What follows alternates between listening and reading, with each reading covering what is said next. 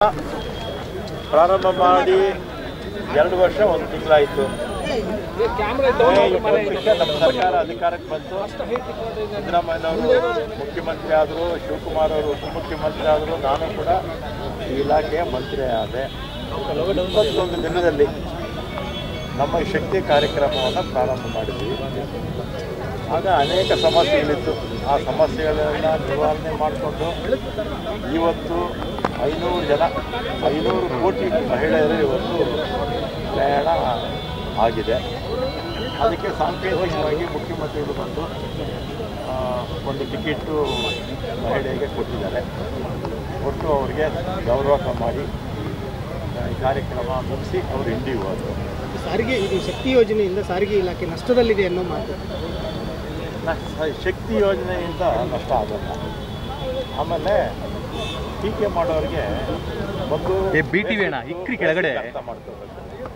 Transport ಇದೆಯಲ್ಲ, BMTC ಅಂತಲ್ಲ, ಕರ್ನಾಟಕದಲ್ಲಿರ್ತಕ್ಕಂಥ transport ಅಂತಲ್ಲ, ಭಾರತ ದೇಶದಲ್ಲಿರ್ತಕ್ಕಂಥ ಟ್ರಾನ್ಸ್ಪೋರ್ಟ್ ಇರ್ಬೋದು, ಅಥವಾ ಪ್ರಪಂಚದ ಎಲ್ಲ ಭಾಗದಲ್ಲೂ ಕೂಡ ಲಾಭದ ಕಾರಣದಿಂದ ಯಾವ ಟ್ರಾನ್ಸ್ಪೋರ್ಟು ಪ್ರಪಂಚದಲ್ಲಿ ಓಡಿಸಲ್ಲ. ಸಾರ್ವಜನಿಕರ ಅನುಕೂಲಕ್ಕೆ ಇದನ್ನೆಲ್ಲ ಕೂಡ ಓಡಿಸೋದು. ಆಮೇಲೆ ನಮಗೆ 40% ಬಸ್ಸಸ್ಸು ನಷ್ಟ ಆಗುತ್ತೆ ಅಂತ ಇತ್ತು.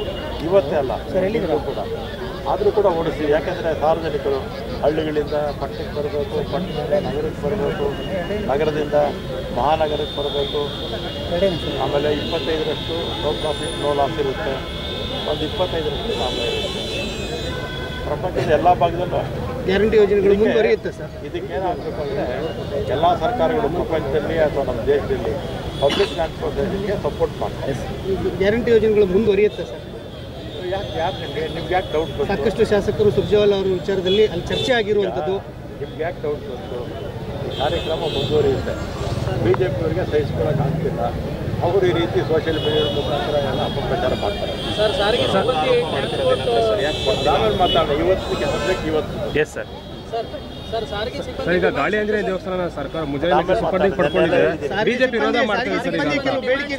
ಇವತ್ತು ಇಷ್ಟಾಗಲಿ. Yes sir. ಅದನ್ನ ನೆನ್ನೆಲ್ಲ ಕೊಟ್ಟಿದ್ದೀನಿ. ಗಾಳಿ ಆಂಜನೇಯ ಕೊಟ್ಟಿದ್ದೀನಿ. ಸಾರಿಗೆ ಸಿಬ್ಬಂದಿ ಡಿಮ್ಯಾಂಡ್ಸ್ ಇನ್ನೂ ಫುಲ್ಫಿಲ್ ಆಗಿಲ್ಲ ಸರ್. ಅಲ್ಲ, ಬರೀ ಮೀಟಿಂಗ್ ಮೇಲೆ ಮೀಟಿಂಗ್ ಆಗ್ತಾ ಇದೆ. ಈಗ ಹಣಕಾಸು ಸಚಿವರು ಯಾರು?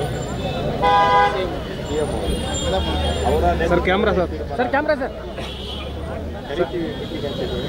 ಕರೀತಾರೆ, ಸಾಲ್ವ್ ಆಗಬೇಕು. ಇವತ್ತೆಲ್ಲ ಹಾಗೆ ಆಗುತ್ತೆ. Okay sir. Yes sir, thank you.